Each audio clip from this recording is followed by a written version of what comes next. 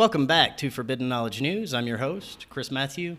Tonight, my guest is Jared Murphy. Before I bring him on, I want to remind you to subscribe to Forbidden Knowledge News on lbry.tv, our official backup channel.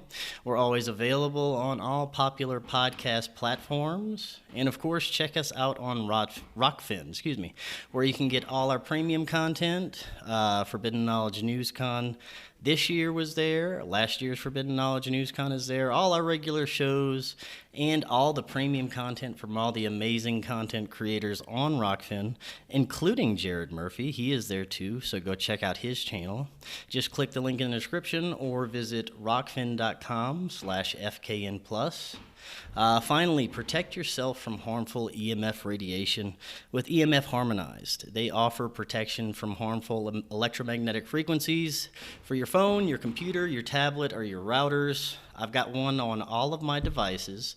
It's just a little disc. It goes on your devices and it protects you from these harmful electromagnetic frequency. I've noticed a difference. I'm not feeling as groggy. I sleep better at night, and I have more energy during the day after spending hours in front of these devices. These products were created by a mechanical engineer with 3 decades of experience in EMFs and telecommunication. You can also get their awesome bracelets right now, same protection as the magnetic strips. Just use the link in the description to check out EMF Harmonized and protect yourself today. Also, if you would like to make a donation to help support the show, that would be very much appreciated. Anything that you can do is very much appreciated to help us out. That link is in the description as well. Tonight I want to welcome back to the show Jared Murphy. He's a self-experimenter, field researcher of ancient technologies and lost history. He has traveled the world searching for evidence of advanced ancestors and high technology, and he is the author of the book, It's Not Aliens, Worse, It's Us. Jared, welcome back. How you doing tonight? Great. Thanks for having me. Yeah, welcome Always look back. forward to it. I do too. And your presentation at Forbidden Knowledge NewsCon was one of my favorite, along with an epic roundtable discussion with Jim Willis. We dove deep into the topic of ancient spirituality and technology. And I'm looking forward to tonight based on the email you sent me with a couple of articles. I'm just going to kind of read the summary of these articles. Russia wants to clone ancient Sythian warriors. Is that how you pronounce that? Or Scadians. You know what? If we were Russian, gosh knows there's probably a couple of umlauts missing. And Scadian, Scythian, okay. Scythian. Something along those lines. Gosh, I wonder, too bad this couldn't be a call-in and somebody who speaks Russian could tell us. Yeah, somebody will comment along the way and we'll... It seems like a cool word if it was spoken properly. It is a cool word. Now, Russia's defense minister has announced his plan for the DNA cloning of ancient Serbian warriors and their horses. The ancient Tunig burial site located in the Valley of the Kings in the Republic of Tuva in Siberia holds the remains of 3,000-year-old Scythian, or however you pronounce it, warriors. Now, Sergei Shoigu, Russia's defense minister and one of Vladimir Putin's closest advisors, has disclosed his desire to use DNA cloning to recreate an army of noble warriors. Well, let's just start with this story here because this is fascinating. What do you think is going on here? So, ironically, this brings us back to just over a year ago. I'm back from Africa. My book's coming out. You and I are about to meet one of these days, and I tell everyone the origin story on It's Not Aliens, Worse, It's Us, which is in the middle of a revision. So please feel free to wait for that and just sign up to Not Aliens, but not buy the book. But right now, the premise I had originally to write, Chris, was entirely about governments finding the oldest mummies on Earth, which were the Paracas, the elongated skulled humans, reanimating them, and each of them having a handler. And as they had recall of ancient high-tech technology around the planet, that they would reanimate the oldest mummies on Earth in order to find their genetic memories of those technologies and go find it and develop lost ancient technologies that were still hidden in the ground or pyramids or tunnels. That was the premise of my original book. So who would have thought that the Russian government a year. I mean, mind you, the premise for my book started 5 years ago. So I thought of it 5 years ago, and it was 2 days into the research. They're like, yeah, this is terraprete. It's an ancient engineered soil. It's all over the earth. We don't know how to make it. And I'm like, hold your horses, what? And then suddenly I'm writing nonfiction, and it's not like I haven't been a history hound for like 30 something plus years, but here it is, uh incarnate, not a fictional story, but in a historical docudrama, the Russians are looking at recreating super soldiers of the ancient past because they think they will fight more tenaciously like a berserker from Viking time. What Now, how do you I'm just wondering how legitimate do you? I mean, do you think that there were really Russian scientists that are gung ho and really trying to recreate these warriors? that there's been a theory all along that so there's plenty of locations on the planet where, despite there being international laws, there is said to be quite a few labs, and this is the first, I haven't talked about this, but it's said that there are plenty of labs that are doing genetic work that is not legal within, and we're not just talking sci-fi movie stuff, we're talking actual, well, one, anything's authorized when it's a secret military program. So it's not like it's the Dr. Island of Moreau or whatever, it's not like it's just off in some sci-fi land. The reality is we have no idea what's going on in every military bunker anywhere if it's for the greater good. But right now, what would be any different whether it's somewhere east, or west, that isn't running programs that were way beyond Dolly the sheep. It makes public news that we cloned a sheep. How would it ever make public news if we cloned a human even 50 years ago, 40 years ago? Like we could be on round three, genetically speaking. And if you count a baby being born every year, I mean, there could be 40 or 50 uh, generational cycles, annual cycles of cloned, and the idea of designer babies. I mean, that made public news. Like, do you want a kid more sporty? Do you want a kid more brainy? Do you want both? I mean, they're literally considering switching those genes on and off right now. So this is not that out there, even from what we know of genetic manipulation, stem cell research, nanotechnology, and targeted delivered nanotherapies, that basically medicines that go like a chemotherapy within a nano encapsulated, that just a very small amount of medicine that is directed to a cancer region or a disease or an infection. These are all real things. So to program DNA and design a human being, and to do it from splitting cells, even from without sperm, to do it from a single cell, I mean, we've accomplished all this. So now the Russians publicly state, with no biggie at all, hey, just like Jurassic Park, we had this idea. Have you ever seen Westworld? I And here we started go. to watch it. I really need to get back into that. I saw a few episodes, but it was pretty interesting. It's one of those kind of situations where it's like, okay, um, now that we can do this, what's stopping them? What was stopping them before?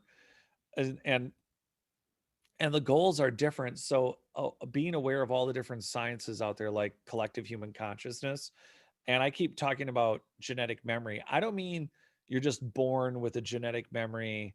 I know we've gotten into it, but the idea isn't just that we're thinking of something that our parents went through, or our great parents. I'm talking about genetic memory that's imprinted because it's part of collective human consciousness, and consider part of your genome as being kind of a zip file for that collective knowledge, that the upload, in order to unpack that segment of information or that movie or that story, might be in more than one human. So the idea of genetic memory being just a lineage thing of, yeah, I have this recall of 1,000 years ago when I was a pig farmer or a general in the Roman legion, that might not be the memory we're thinking about. It actually could be a fraction of a greater good memory of the collective human species. So if you reactivate a warrior like this, or these Russians soldiers, whether it's them or Cossacks Russian Cossacks, if you're going after Roman, or I don't know, berserkers, Vikings, you could pick a crazed group of killers that you want to reanimate, or someone really conniving. I mean, think about Julius Caesar types. uh we don't like our politicians now. What if the Senate was really filled with the Roman Senate? Right. Wow. Yeah. That's a good outlook there. Actual stabbings on the floor. Right. I i mean, I know Ken Burns in his documentary on the Civil War got into one of the senators beat another senator over the issue of slavery and secession. So there's that. It's just that this is incredible, though, that it made, essentially, in quotes, mainstream news. The It is. fact that this is, isn't it nuts? Yeah, and I'm looking at the article right here, and midway through they have the little diagram of how Dolly the sheep was made, and you think back how long ago was we first hearing about Dolly the sheep, and you think about, well, our technology is probably maybe 30 to 50 years ahead of what they're really telling us in the mainstream and what we see. Yeah. So, Yep. now the possibilities of cloning, they could probably easily be already cloning humans and we wouldn't know. So that's a very interesting thought, kind of scary, but yeah, it's possible, and it's pretty pretty amazing to think Because that if we they could if be they doing this. yeah, because if Dolly happened 30 or 40 years before Dolly, if we push everything up, you know, then you're not only cloning people, and maybe there are handlers managing ancient humans that they have reanimated, and or that genome, and what we're understanding about the structure of DNA. And again, that person, in quotes, might be a new person, because the person who died, maybe we don't have all their memories encased in that DNA, but there is a tremendous amount of information you can store in DNA. So one might imagine, I mentioned that in 2008, Harvard scientists had taken a 50,000 word book and encoded it on the DNA sequencing, and they turned it into ones and zeros. And then after further work, the last that I read, it was over a terabyte per ounce of DNA that you could store a terabyte. So what does it look like when we see it? Always has made me nervous. We hear the academic hubris of them saying, "Oh yeah, we're pretty sure we've identified 6,000, 7,000 junk genes." Oh my God. It's like taking apart an engine to a car, and then you're left with 6,000 bolts, and you're like, these Yeah. are extra. Right. Yeah, Yeah. they're not used, because look, the car started. We're just gonna throw it and drive and go. And then, you know, I think it's the same analogy. So I do think that it's important that everybody slow down. You don't know what all those switches do, and you think it has to do with hair color and eye color and skin tone and crippling mutations and six fingers and double rows of teeth and giants and midgets or little people. And hold on. What about that collective human memory? What about a fully activated human mind? What does the pineal gland and the appendix have in common if they're not torn out over the course of, not that pineal glands are torn out, but what does your third eye really do if you're a 90% conscious human? That reminds me of a story I was reading the other day about a father who had his pinky cut off, or one of his fingers were cut off. And his daughter was born with a deformity where she had this. She was born like this with half of a pinky. No And way. yes, and it was just one generation. It was her daughter. So it makes you think, that this stuff could possibly be activated a lot quicker and easier than you think when you see stories like that. That is amazing. I've never heard that story. You have to Yeah, I find haven't that either. for Yeah, me. I'm gonna have to find it and send it to you. That's brilliant, because so I know we've touched on this a little bit, but I've been trying to explain more of the subject, the overall subject of vibrational medicine, to people a lot more. Part of that subject is some work that was done by an orthopedic surgeon in New York. And it was developing, like, really, like for instance, when a horse goes through a really bad fracture, or an animal, frequently there's nothing that can be done. The animal's put down. And one of the experiments that started happening was is they were doing current to the break area, first surgically implanting electrodes, and then eventually the technology developed quickly where they realized they just had to keep a current within the cast system, and they were healing fractures that should not have been healable. And some of the work that was done was, what they noticed was, whether it was on like Burr's work as early as the 1940s, we're talking Carillion photography, magnetic field measurements around. They were using salamanders, unfertilized seeds, and unfertilized eggs. And they were showing a magnetic image of the fully grown either plant or creature. It was as if there was a magnetic shadow of the creature itself. And there's a leaf experiment where you cut the hole in the leaf, and through Carillion photography they were actually able to show another hole with another leaf with another hole with another leaf with another hole, and it showed up like that in photography infinitely, where it mimicked itself. And where it ties in is with salamanders, they can regrow limbs.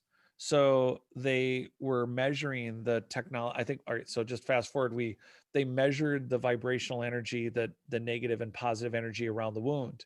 They replicated it on frogs that genetically had developed, well, in quotes, evolutionarily developed the inability to regrow a limb, but they knew in the past that they could. So they applied that negative charge, similar to that of what was happening, and they were reading during the salamander deal, and they found that they could get frogs to regrow amputated limbs when they, of course, haven't been able to do that naturally on their own for a really long time. So they've also proven, and I talk about this in Not Aliens, Worse It's Us, that they were able to show the actual, of course, it has to be a violent memory, but in this case, the experiment, they were able to pass down a physical memory from the parent to the child, um, via genes, and they were able to prove it in worms. So, of course, that's just our level of understanding, right? So, the idea of a pinky going away, and even though the body, so what's geeky about this is that there's a print that says this is what the human body should look like, irrelevant to being a fertilized egg. This is what you're going to be when you grow up. This is the human being you're going to be. And for a programming to be sent from the father to flip that switch and to change that aurora, that magnetic image of what the human was going to be, because of a trauma, and because it's like, well, it's like, if you keep your head down, it won't get chopped off. So just we'll build you shorter. So it's like, hey, keep this one finger shorter. That falls in line with existing mainstream research. This is, I mean, Stanford and a number of other institutions that are all like, these are not like just wacky institutions that were just thinking of this stuff on the side. um, there are a number of things like this that just make these kind of stories add to a pile of evidence that it's much more complex and a bioengineered robot almost. I mean, they keep describing when they were watching these cells repair as electronic cellular switching was going on, ones and zeros. It was essentially doing just that, switching on its own. It's very interesting. It is. And something else that I was reading an article about recently, kind of along the strange DNA anomalies, is people born with tails. Oh yeah. I saw quite a few very fascinating pictures of just these fleshy tails that looked like they had the spine going all the way down into the tail, and it was very Yeah. interesting. And apparently, quite a few people a year are born with tails, which is fascinating. I like to know if they're omnivores or if they're like only want to eat plants or lay in the sun. That's yeah. And I'm wondering, what kind of genetic strain is causing this tail to pop up in humans. You know. Yeah, and we've talked about this too. And what's really interesting is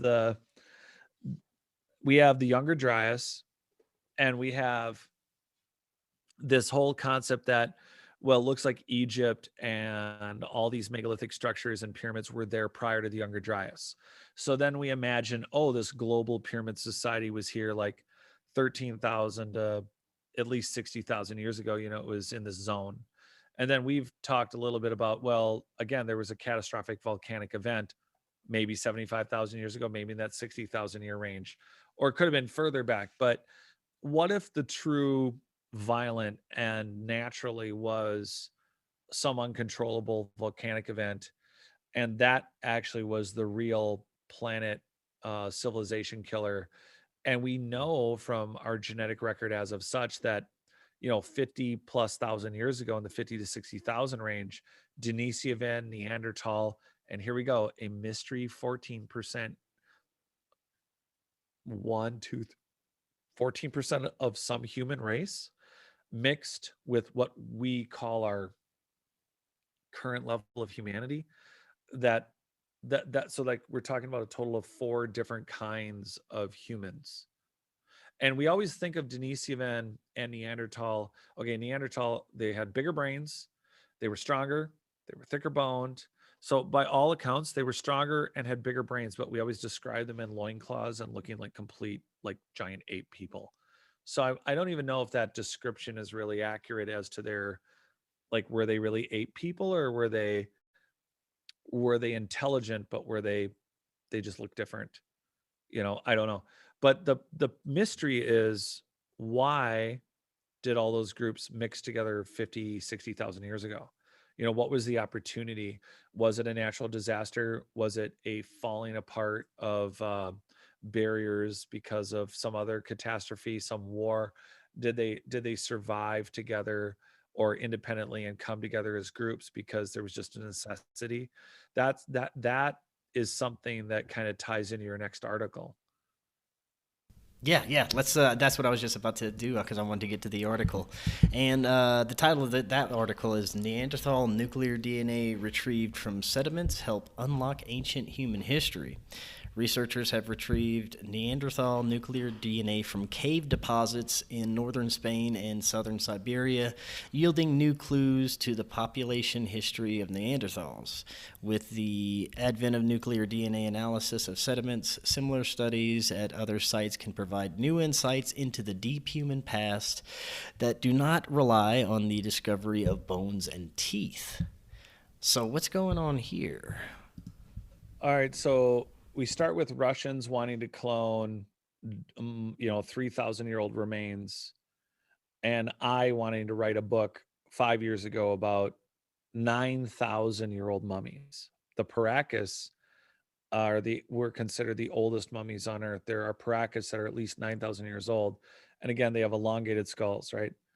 And but they're also redheads. A lot of them are redheaded, red bearded, skulled human beings, and they're not supposed to be in South America, but there's also elongated people all over. But okay, Jared, or whatever we're going to do, let's test it. So up until recently, the only way to test for DNA was to use, you needed soft, you needed to drill into a tooth or into a deep bone that you would have been able to extract a viable DNA. And there's a problem because, just as a side note, they have found a Tyrannosaurus Rex and a Triceratops with soft tissue.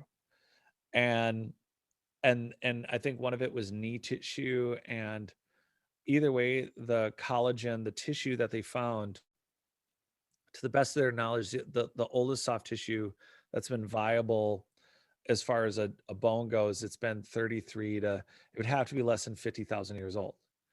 And so what do you do when you have, DNA evidence for animals that are supposed to be dead for millions of years? But the testing now that this article is describing, we can test everything now. In a nutshell, we're talking about, I've talked a lot of episodes over the last few months This is an important article for everyone because it sounds uber boring. Like if you guys are all half thinking about listening or falling asleep, you can just read the article title again, and that can help everyone check out, or double down and check in and read the article and understand that what they're saying is that basically from dust, like uh you dig into an ancient grave and the bones are barely left. And 30 years ago, they started figuring out that all the sand and soil under a body is the gooey remnants of whatever was the body. And that means there are chemical residues that became valuable. And a lot of these ancient burials became more forensic in that the bones were not just valuable because the actual again, there's no other way to put it. Things deteriorate or get eaten by bacteria, but quite a bit of those bodily fluids and assorted other chemistries of the human body just kind of melt into the soil around the body. So it means that anything within contact or near the body, even maybe a few feet down or around it or a couple feet, may contain biological information. And that's something that we figured out like 25, 30 years ago. And I was super cool. I thought, oh, this is super cool. We're going to learn a lot more. And then we really don't hear a lot about it. And then I think a couple months ago, before we did the conference that's on Rokfin, uh, we had a conversation about flora and fauna, sedimentary information. So I keep describing for people abstractly in the last year nanoarchaeology. And what does that really look like? Well, now here they are off of Doggerland, which is between Scotland, Ireland, and France. And we talked about this a couple weeks ago that they went into salt water under. Okay, so despite tidal wave, like tidal currents to the shoreline, waves, currents, longevity of just sand moving on a beach, they were able to find and locate offshore an area that would have been above ground in Doggerland, and they were able to identify from this saltwater sedimentary underwater deposit flora and fauna of Doggerland. Why that's interesting is because it's sedimentary remains, and anything gets dumped in the ocean. They were able to figure out from granules, nano-sized stuff, f- plants, flora and fauna from Doggerland. That's significant because this technology for DNA research means that, if all you find, like the existence of Denisovan was originally identified from a single finger, barely a finger. And now, instead of just in a very Hamlet Victorian stare at the head skull Shakespearean sort of way and deciding, oh, this bone looks like Australopithecus, and I know that it's not a baboon, it's not a monkey, it's Australopithecus, and I can tell you from this little scrap of bone or whatever. Well, we now, not using the traditional methods of DNA research, this is just one article pointing to methodologies that are going to allow us to test essentially maybe not petrified but really ancient bones, to much to academia's horror, like Lucy's found, right? I mean, Lucy's likely a monkey, and not really one monkey. It's probably like half of the tribe that died over that, living in that area. Who knows? But the idea of maintaining just a visual eye on a bone and saying, well, I found it at this layer of ground, so it's X many thousands of years old, and I'm pretty sure this is not a orangutan finger. This is a type of human finger. And it's like, I just I hope wishes could be kisses, buddy. I hope that's the case, but the reality is this DNA testing means that we could go into a site like the new. Do you know about that new find in Egypt, that city that they Yes. finally released? Yeah, I mean, that's they're awesome. doing so much stuff to promote the new museum that's open. It's opening, that brand new Cairo museum. I mean, it's going to be super exciting. I think everything the Egyptians provide in this area is just wonderful for viewing, for people going there. It's super important. But so imagine sending out as an nanoarchaeologist, an initial squad of trillions of nanobots. And just from the soil layer that's exposed of this city within the cracks of all the mud brick rooms. They not only identify the plaster that was on the walls or the wood lath that was holding the plaster or metal, but they're able to identify remnants of people. And depending on the layer, maybe it's a Bedouin that camped there in the, like turn of the century, 1890s, and they died and they buried them there. And like the sediment that you're dealing with is actually part of their body. And then what if you kilometered out, graphed out the city, but then did it out to like 20 miles in all diameters? And what if you just put piles of sand through a nano sifter? And what if part of your site has actually blown 20 miles to the left?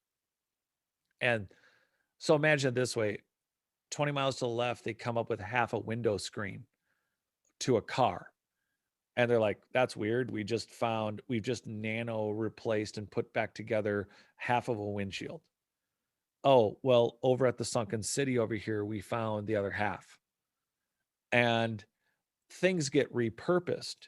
So imagine, take your average road.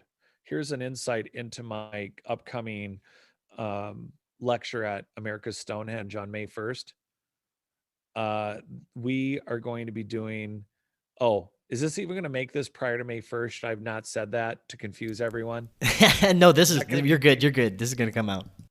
okay? So May 1st, I'm at America's Stonehenge. You can get a virtual ticket for $10 or for $29.95, get access to my site, the membership area, and hear the conference or see it and hear it.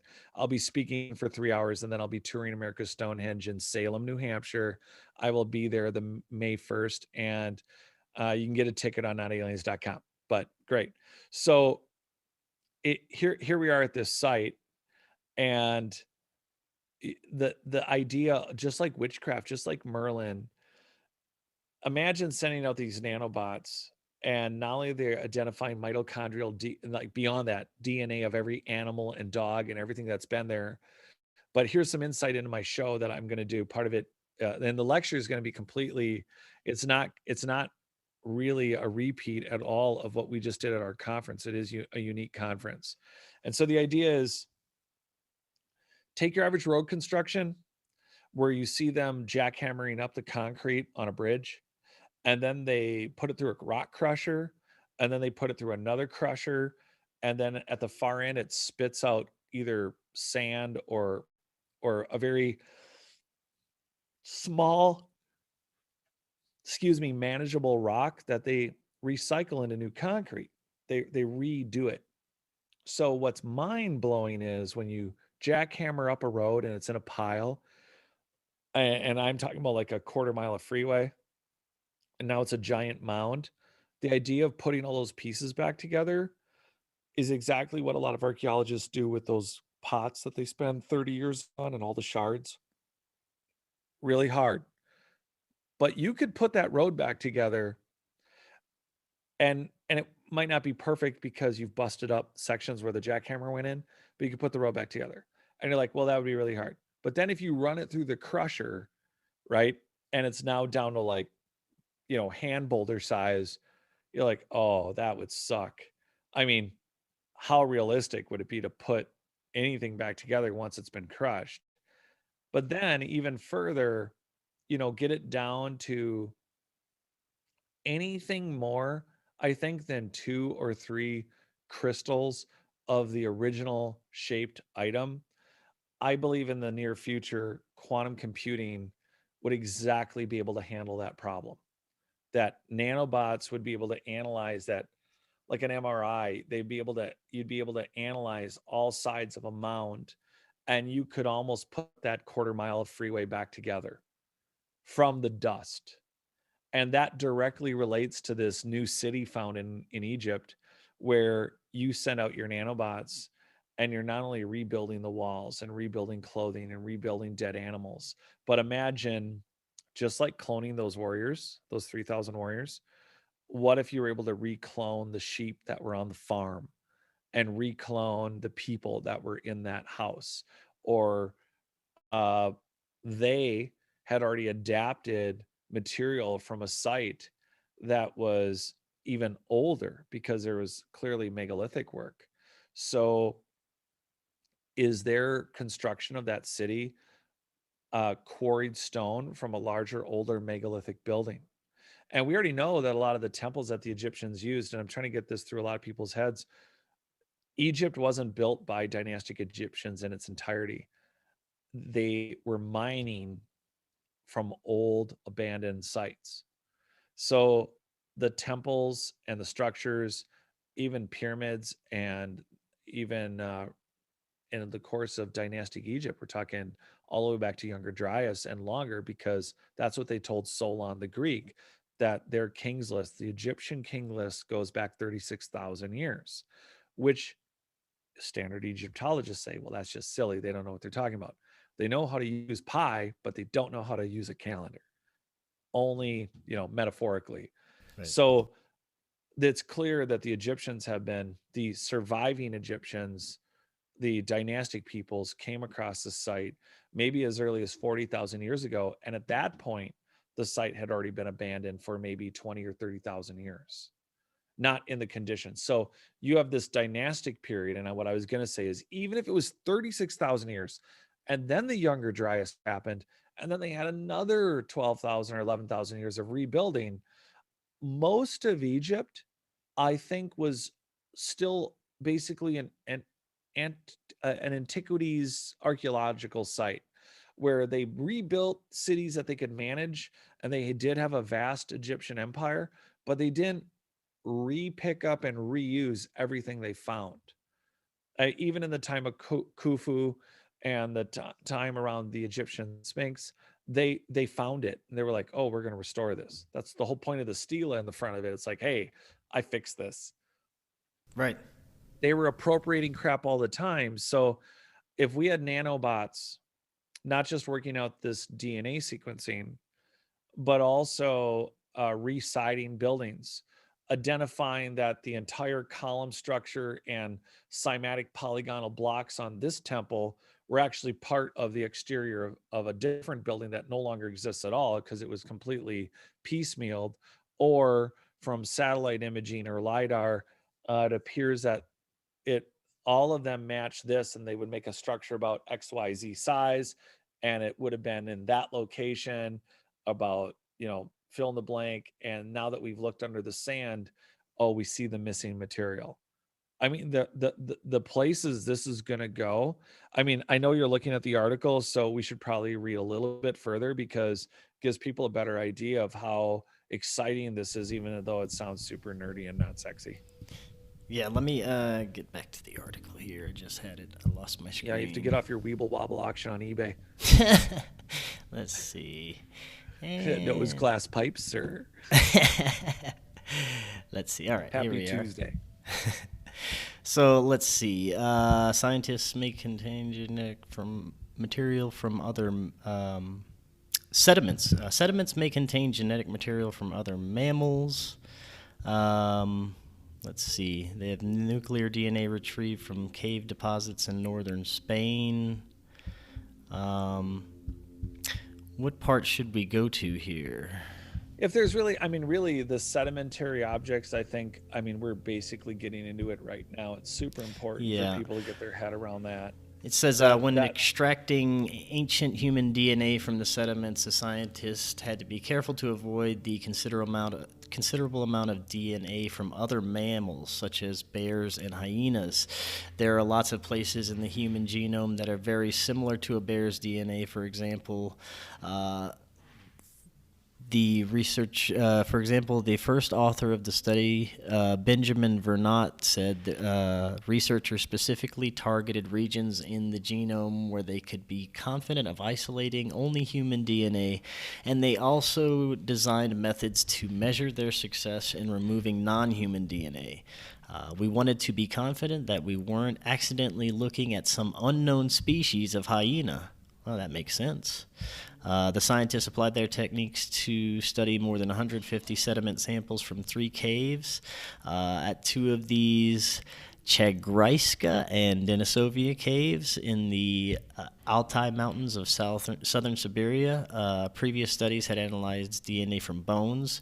The authors were able to compare the DNA from sediments to the DNA from bones, and the techniques developed were very new, and they wanted to be able to test them in places where they knew what to expect. The researchers found that DNA from the sediments was most closely related to genomes retrieved from bones from those sites, giving them confidence in the robustness of their methods. Yeah, it's so exciting. So there's a lot of cool things to hear in that. One is, well, we don't want to find something we didn't know existed. Yeah, of I course. You mean, don't want to get the wrong animal DNA in there. right. But on the other hand, it's like an animal they're assuming they might know of. So the real question is when you, with impunity, the idea would be is along comes quantum computing, and now we have really super fast computers now, so we really can't complain. But with quantum computing, the ability to on site sift, catalog, and manage every single genetic form found.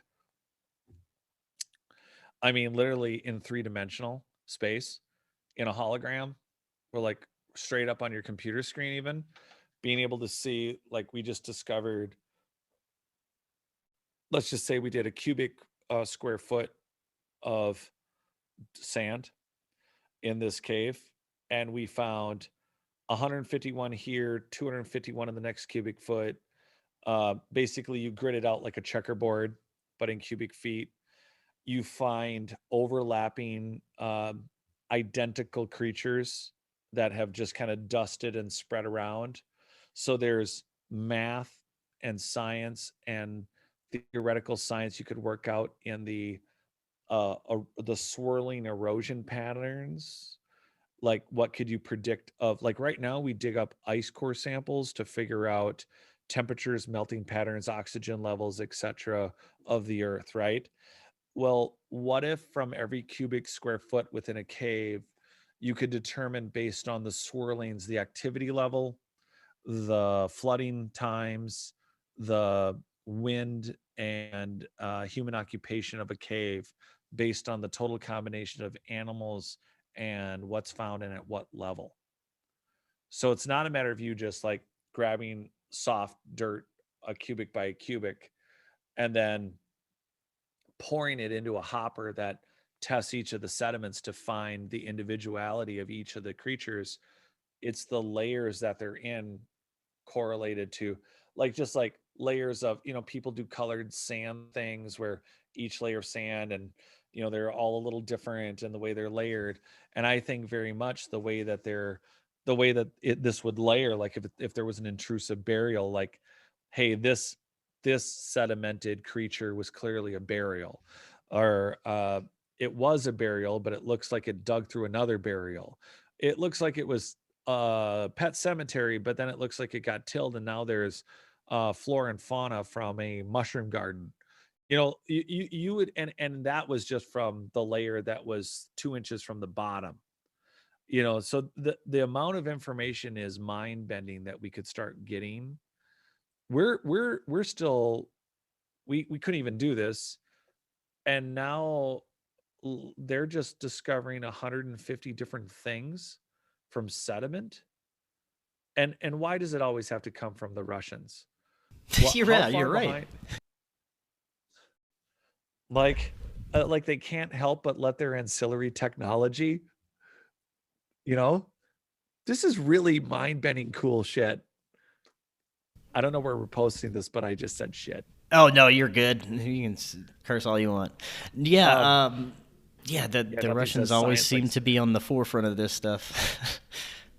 Definitely. yeah, and so it's like maybe they'll bring their research back to one of their pyramid structures. Oh wait, that's Ukraine. Okay.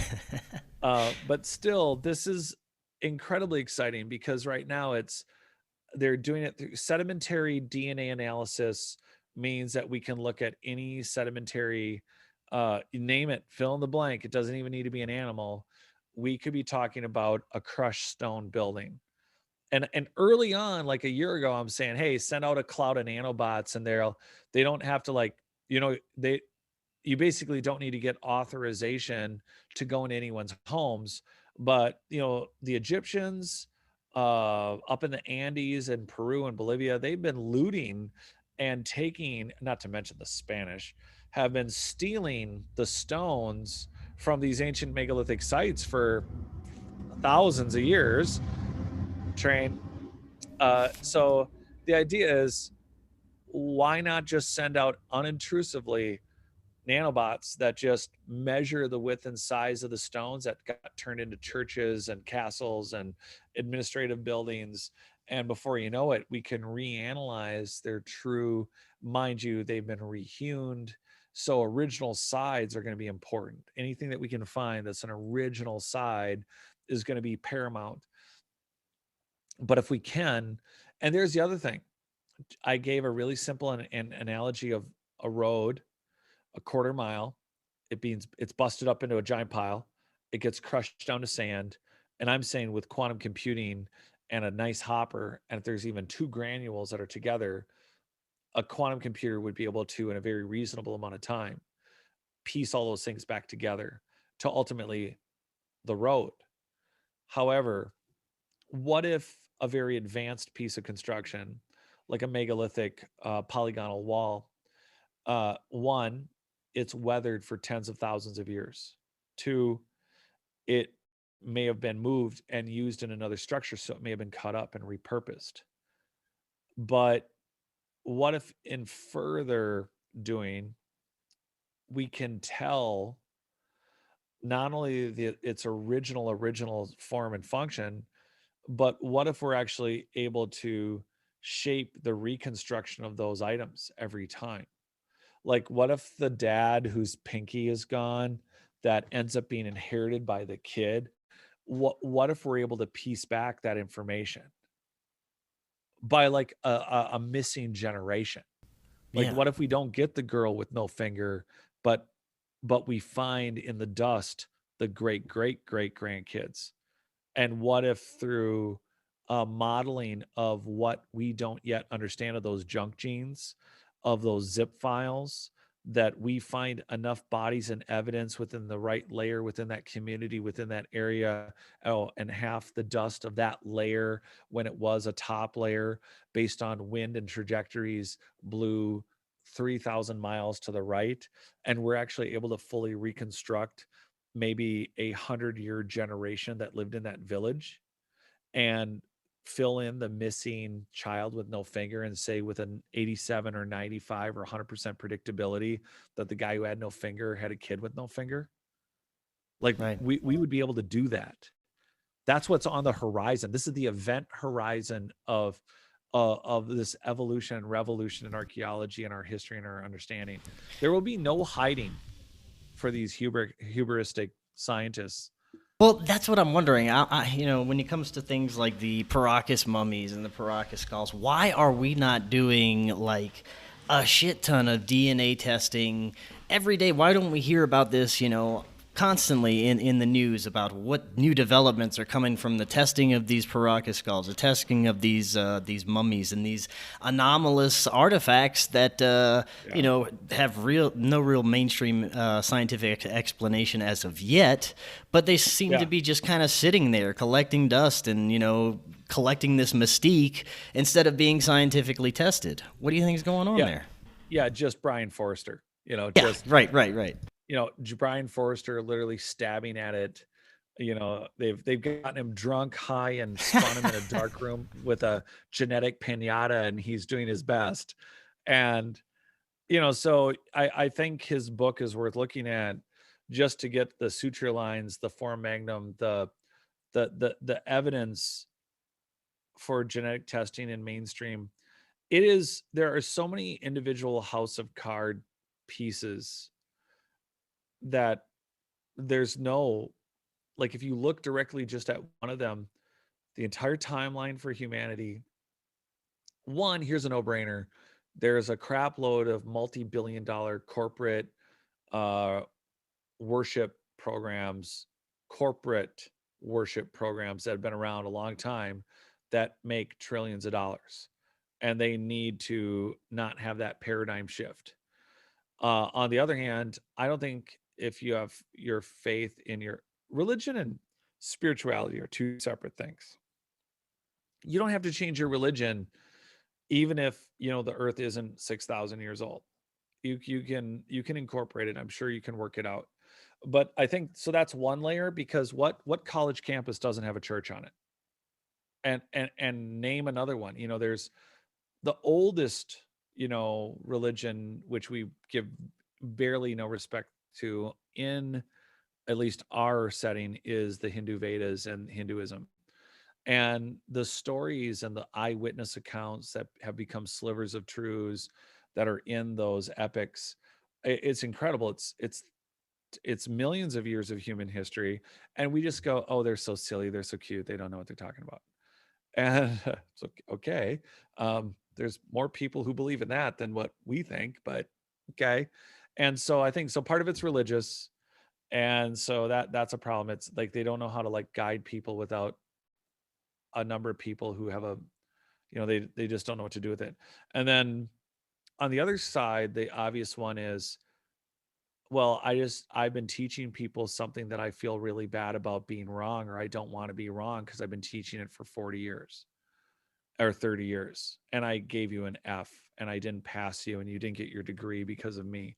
Or worse, you got your degree, and then in the great tradition of heresy, you contradicted the mainstream belief system. So we burned your degree, like Virginia Steam McIntyre and the Weyatlaco find of that campsite that was definitely at least 275,000 years old in northern Mexico that Cremo's been talking about for years. And I am now championing, because this woman was this brilliant geologist. I mean, she's an expert in geology. A bunch of anthropologists that want to have some feelings about a society they know nothing about through the pinhole of a cover of a book. And they tell her, you don't understand, this site can't be this old because we say so, because that's not the story we tell. That's literally the answer. And that's insane. That is rude. That is just, I just can't believe that's how I thought that in my mind as a child. I thought that universities respected information. I thought that they kept it as pristine as possible, so that the day that some young interested historian wanted to come to a document with new technology and analyze it and put it under scans and figure out its antiquity and read all the layers of documents under the parchment that had been erased and recovered, like they've been doing with some scrolls. I'm like, man, that's how it is. And then it's like, what do you mean all the great libraries burn? What do you mean after they conveniently update all the libraries, the old libraries burn? How is that happening on every side of the world? I'm I'm I mean, the emperors did it in China. They burned, I talk about it in the book. I mean, one of the emperors killed hundreds of scholars, outlawed history, rewrote all the history, and threw everything else away. And there were many other great libraries besides Alexandria. There was one in Greece. They think that's where the Antikythera device was going, that it wasn't just a tribute thing, that it was actually coming to or from the Greek, basically equivalent of Alexandria, the Great Library of Alexandria. But if you do this, if you analyze the Paracas mummies, there's no going back. Most of them are redheaded and red beard. Well, we're not supposed to have redheaded people in South America. The Clovis first never happened. It's embarrassing at this point. It's almost like there's a new toddler room and there's a lot of billion-dollar institutions in it. And you're like, oh, you guys are cute. And oh, look over there, there's a mummy. Why don't you go mislabel it or bury it wrong? And then we're going to go take the nanoarchaeology and sedimentary research and the off-coast marine archaeology. That's the other thing. Marine archaeology doesn't remotely get enough money. Marine archaeology is where it's at because, like Doggerland, people live on the coast, and the coasts now are not the coast 6, 8, 10, 20, 30, 50,000 years ago. That's why I do have that picture. That cost me a lot of money and a lot of time. That was not a freebie. Within my book, just to create that map of the world 50, 60,000 years ago, where I think it was prior to the catastrophe that may have been 75,000, whatever. The volcano, we're settling around 75,000 years ago that Earth went to crap. But it could have been sooner, could have been a little later. But the map shows you millions of miles, square miles of gone, gone land, from that city off the coast of Cuba to the Mediterranean being more of a lake, the Baltic being a lake because Doggerland is there. And all those cities that would have been on the coast are really deep and gone and buried and in sediments. And so I can't fathom the day where those nanobots that can piece back together a building out of a bunch of temples in the middle of Egypt that were really part of another more ancient megalithic structure. Imagine how freaky it would be is if we can send those same ones like drones in the air, we could send them drones underwater, and those same nanobots are coming up after deeply sinking into sedimentary remains, 2-3 miles deep, and they come back with a quantum analysis of superstructure, super megalithic buildings, uh maybe pyramid like, maybe Parthenon like, things that look very similar to the ancient megalithic structures on Sardinia, which I'm writing about with Jennifer Deo, and the structures that are on Malta and the oldest megalithic ruins. They're the most, they're just the most interesting, the biggest, the most mysterious, and all of it could be underwater. And here we go, those Paracas, you got to ask everyone hey, why haven't you done any DNA analysis on it? And if there's any pushback, if you say you're into ancient biology and you're into ancient history and you can't find me one bit of research, you can't tell me about the Paracas and why they look physiologically different. I did the same thing Brian Forrester did. I showed those skull pictures to doctors, to surgeons, and 2 surgical nurses, independent, all of them. All of them had the same reaction as Brian Forrester's friends did. This is the coolest and oddest and weirdest, freakiest thing I've ever seen. Like they never Right. seen anything like it. And so you're exactly right, Chris. There is no, like, get the hell out of here. If you're not gonna take your degree seriously, if you're not gonna take, more importantly, shame on the institutions. If you're not gonna take it seriously, stop, go be a vote, just go, I don't know, just stop, call yourself like a really cool Votech or something, Right. or I don't know. It's like I don't need to go to your school to get a polo shirt with your name on it. I just not, you're dealing with institutions that have indoctrinated, not in knowledge but in a faith. They've indoctrinated theories over facts, and they only table facts that support the theories. And Cremo talked about that. If the facts don't fit the theories, throw out the facts. It's an insane elementary, and I hope it's not due to our dumbing down as humans that they're doing that, because we're 10 to 15% conscious and we're really that dumb. It's like Planet of the Apes. They're all sitting at the table, just pounding on the table and like Right. agreeing with each other. Humans couldn't have started the planet. That's not possible. Um, I don't know. That just came to mind. So Yeah, no, I agree completely. Yeah, but with all the stuff you're talking about, the nanotechnology, we could be definitely headed into a very, very interesting future if we do it the right way. Now, for the last few minutes we have, I want to get your take on this. I talked to Randall Carlson about this a few weeks ago. That he believes, a few other researchers believe, that we're long overdue for our next big cataclysm that wipes out everything in human memory. Basically, we have a few things happening right now as far as Earth changes goes. You got magnetic north, like rapidly moving towards Siberia. yeah. We've got a crap ton of volcanic activity picking up lately in the past few years. Seismic activity has picked up. It seems like the inner core of the Earth is kind of heating up a little bit. We've got all this stuff going on, and there's a possibility that we could see a cataclysm maybe in our lifetime. What are your thoughts about that? And do you think that, if we see this, everything's just going to be wiped out again? We got to start all over again, and we didn't even really reach our pinnacle, So what do you think about that? It'd be funny if like a bunch of us figured out and go, Eureka! What's that? Meteor? Yeah, right. Uh, um, there's this has always been a really good question because when people get excited about this entire topic, they learn about the like when you're a kid, you get I think most kids all get into dinosaurs, right? Who doesn't like the idea of dinosaurs? So then you learn about the dinosaur killer meteor in the Yucatan Peninsula that was touted forever, that this giant meteor hit. And the whole reason Mexico's carved out is the giant Yucatan meteor hit.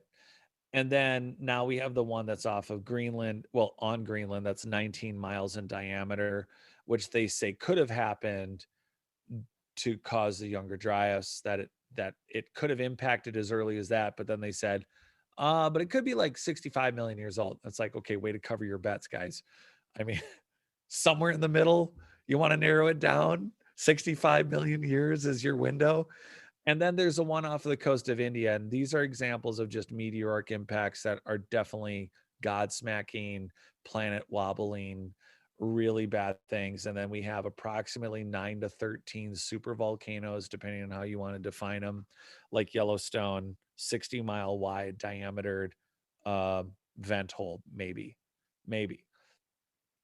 So we have the theory of, and I'm a big fan of tectonic plates, the idea of that we are floating on kind of, we don't actually know what the core of the earth is.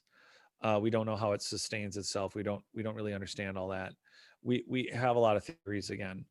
And then we have, unfortunately, the Mayan calendar and a lot of things, and this idea of the equinox and the solstices and then of course the like right now we're in the age of Aquarius, so the idea of this 26,000 year cycle that, well, we're of course gonna reset it's every 26,000 years. And then, okay, but that's a mysticism that we've built. It's like, what are your origins on this? The Druids, Coptic Christianity, something Eastern, some pre Roman cult slash pre-Greek, Etruscan, more likely Tartarian. We never talk about Tartaria, and Tartaria has buildings that look Greek in Mongolia and in all the way to Greece. And so I really think the Etruscans, that's a whole nother animal, but I think the Etruscans were really Tartarians, and Tartaria was the largest empire on earth prior to the Romans. But anyway, and then it lasted. Actually, Tartaria did. Anyway, the point is we get excited about, oh, something killed all the dinosaurs, and then we think, okay, well, it's pretty clear that something happened during this Younger Dryas period, 11 and a half, 13,000 years ago. And then it could be solar flares. We could have Robert Schoch's idea, Dr. Robert Schoch's ideas. We could have Brian Forrester has ideas. He has a couple of books on that cataclysm. Well, he always talks about it. It's very important to have the dialogue. But the one thing I want everyone out there listening to stay away from, and that's why I've gone the long way around on this, specifically for this reason, don't go to a belief system. I don't mean religion. I mean, don't, from your combination of ignorance and fear, change a possibility into a belief because you're just ignorant and afraid. And if you're not afraid, don't let it be a belief because you just don't know. Ask the question.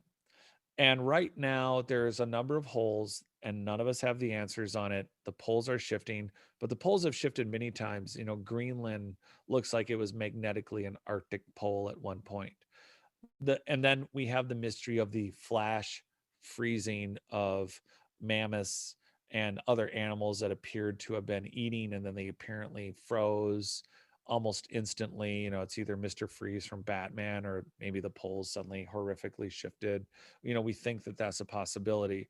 So the real question is, how realistic is it on one of these mythological cycles described by the Mayans, the Western mythologies, the idea of the precession and the we're in the age of Aquarius, and well, we hit every 26,000 years, and give or take, and if we don't throw a virgin in the volcano, everything goes to shit. And shit is our word tonight. Today has been brought to you by shit Yes, that's a good one. and NC60 and some other sorted other Yeah. things. So and of course EMF protection all day long.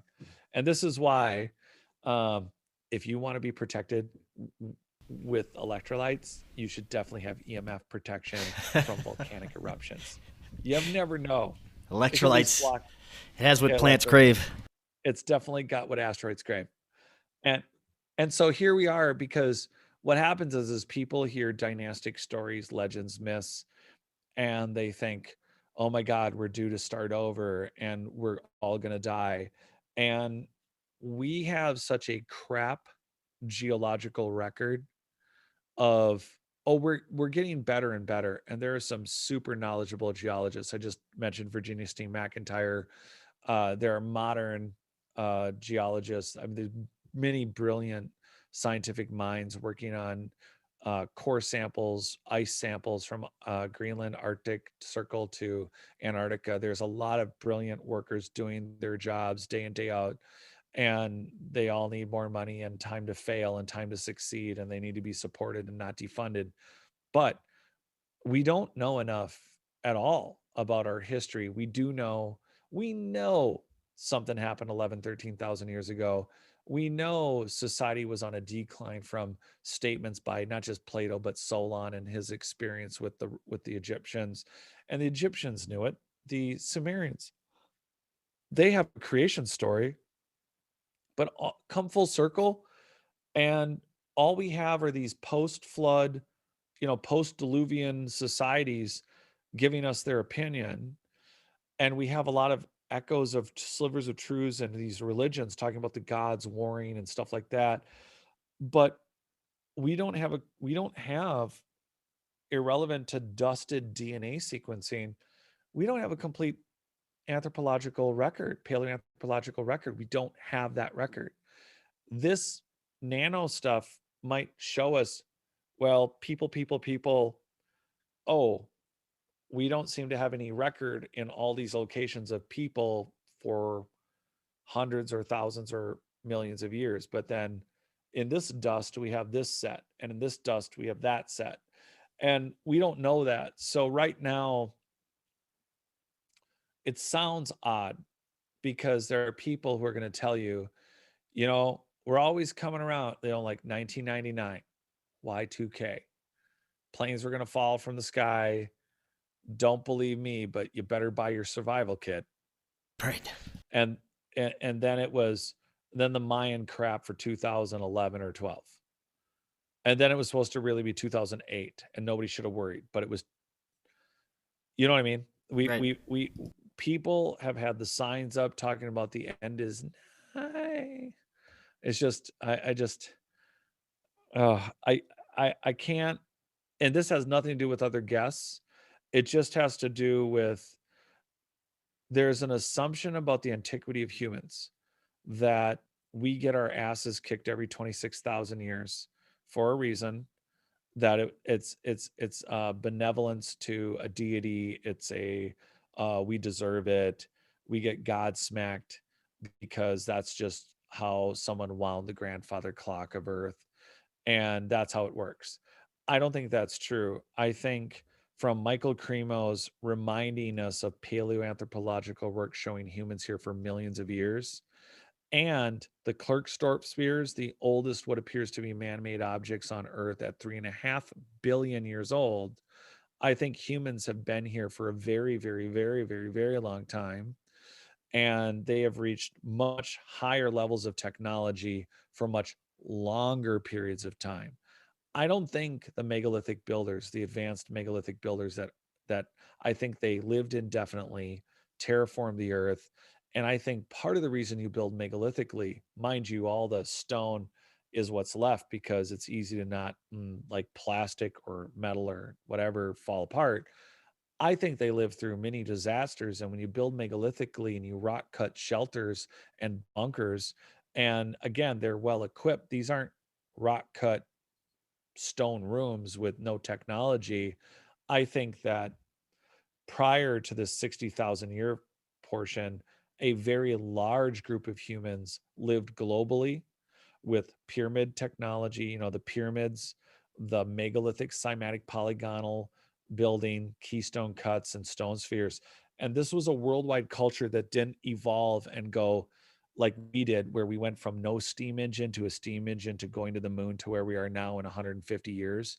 That's not what I think we're looking at. I think we're looking at a society that did this, but then went way beyond it with genetic technology, with again, like 3D printing, but biological and soil engineering that left them with abilities that I think lasted maybe tens of thousands or millions of years. I don't think they were around for just 150 years with a bunch of cool technology. And then suddenly one of these natural super things happened and they all like, because they had time to build not just at literally the exact 0 point center of the earth at Giza. These people built everywhere around the entire world, and we're still not sure what's underwater. Yeah, there's a pyramid city off of Cuba we talked about, but these people clearly were here for at least tens of thousands of years, I think. And part of that record we're going to discover through like this kind of new DNA nuclear testing. But then for the idea of an up and coming disaster, the predictability of that, it would be a lot more honest instead of like the news report on the weather that they can't predict 5 hours out. Forget a 5 day forecast. Use up the time you're telling me a 5 day forecast to tell me we're pretty sure the weather in 12 hours is going to be drizzly. So don't go, fishing. And then the rest of the time, why don't you talk about potential earth hitters? Like, why don't you just give us like, here's where the Kepler ring is, here's the current satellites being tracked by NASA and assorted scientists, and go Stanford and Berkeley for identifying these two things, and go University of Thailand that no one ever talks about, but they identified 52 planet murderers, and by that giant asteroid meteors that show us that chart, show us what's passing the solar system, tell us where we are in the galaxy and where is the solar system headed. What is the predictability of us as a solar system going through fill in the blank, uh rough, non ever seen asteroid belt, something weird like that would be a better weather report. I'd tune into the weather if they were talking about that. Right. Yeah. See, that's what I think would do us a lot more good about sorting this stuff out. But the idea of, I want it really clear because people, it's a huge subject, but by studying legends and myths and going off this mysterious 26,000 year thing that is, again, a post flood, last 6,000 year thing that we've all thought of. Well, not to mention the precession of the stars is a 26,000 ish year cycle. And in order for you to notice the precession of the stars and the wobble of the earth, you'd have to tell your kids for 26,000 years and say, hey, I think there's a pattern. Would you watch this for the next 26,000 years? So, one of the things I point out in my book is someone would have to watch that 2 cycles. So, you might wing it after like a cycle and a half and go, I think we're going to come full circle in 2 cycles. That's 52,000 years from now. But I think that that cycle was developed by people and then mimicked by tribal and nomadic peoples who were alongside these more advanced societies. So when we get the images of the different processions and this is the time of the bull and fill in the blank, whatever, I think they were mimicking more advanced societies that had already mapped it out, kept track of it, maybe memorialized it in like a sculpture garden or something. I'm totally making that up, but the idea would be is they're mimicking what they're seeing, and there's no way that a society, that's why I say the longevity of a more advanced society, they not only noticed like, yeah, okay, well, we got telescopes and that was only a few hundred years, and Galileo, blah blah blah, we figured out the equinox and the solstices and the precessions of the stars and look at the Greek Santa Cathera device, they could predict the full moon. And okay, sure, we figured out some alignments over the last few hundred years. But I do think that a society that knows the precession of the stars was here for it. And they were here at least 2 cycles. And because they had to develop the technology to watch it and then confirm it and live it. And I don't think that that happened over a short period of time. And based on the size and scale and the constructions that they were building, like again, like Baalbek and everything else, they lived through natural disasters. They lived through things they could not manage. And that means that, are we due for something? It's a very mystical statement. Instead of fact, it becomes a belief. And yes, I got the caveat of, well, the poles are shifting. Yeah, okay, true. The poles have shifted before, and so far it hasn't been like somebody walking up to a grandfather clock and winding it, and suddenly it whips into a new spot. That hasn't happened to us yet.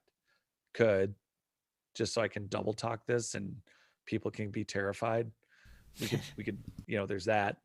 But I I don't see any evidence beyond us clipping along the way we've been clipping along, where have we had a break? Like, was the Younger Dryas events related to an aftershock of what happened 60,000 years earlier? And in the total, like, if you take the billions of years Earth has been here and think geologically, it is a hot, you know, thousandths of a second between 75,000 years and 12,000 years ago. I mean, that's not a long time at all. So it's very, I mean, the latest models shows North Africa totally tropical even 4 to 6 thousand years ago. And then we got Doggerland for sure. And again, that's 4 to 6 thousand years ago. And it was really hopping there at 8,000 plus years ago. Doggerland was definitely above water. And 18,000, 12 to 18,000 years ago, Doggerland was huge. And that's just our modeling of it. It could have been bigger, and it could have been there longer through the Younger Dryas. Then we think, oh no, we know there was a biblical flood, but we can't get it out of our head, that, oh yeah, the whole earth was flooded and there was really nowhere to go. It was like Water World, yo.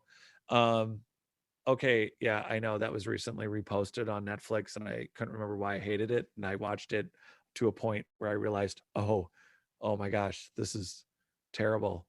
But but it comes up. So think Waterworld with Kevin Costner, except maybe it was more a combination of what a lot of academics say. They scoff at, there was no world flood, there's just indigenous peoples all over the earth, and when their river flooded, they described it as a world flood. And when their dam broke, or when their local area had a tsunami, they have a flood myth. But it's not the flood myth. There's no the flood myth. There's the one in the epics, like Sumeria, and then the original Noah and Sumerian Sumer culture that got adapted into the Old Testament, and Gilgamesh, the epics of Gilgamesh, and all that.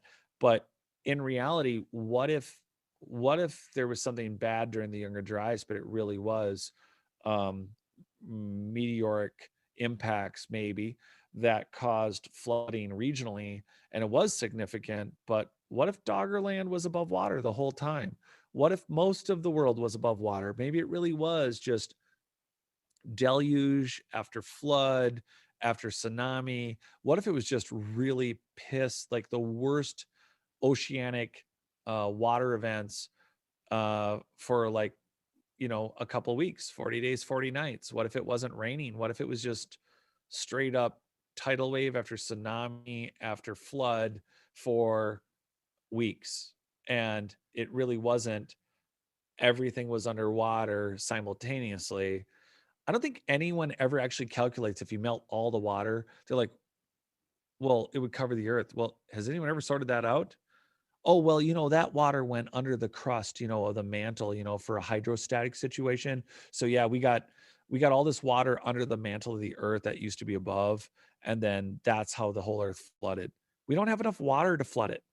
Not the whole thing. I'm just saying, I'm not trying to be a Debbie Downer on everyone's flood story. It just, Right. I'm trying to make a justification for people to realistically start getting the spectrum of, there are things that could have come into the atmosphere. There are things that we could have just geologically experienced as a chain reaction to an external solar celestial impactment, hitting the earth, and then at the same time causing a super volcano to blow a little bit, and that causes this half of the earth to flood one way, this melting to occur of this glacier over here pissed everyone off at the Caribbean, and so much for Clovis first, and then Egypt just got hit with a wall of fire. It's totally possible. And on top of it, it was solar flare season. So those we can always get hit by. We get hit. Our cell phones, our satellites always get hit by. We get a lot of solar flares. I don't know why anyone drives a Tesla, and I like Elon Musk.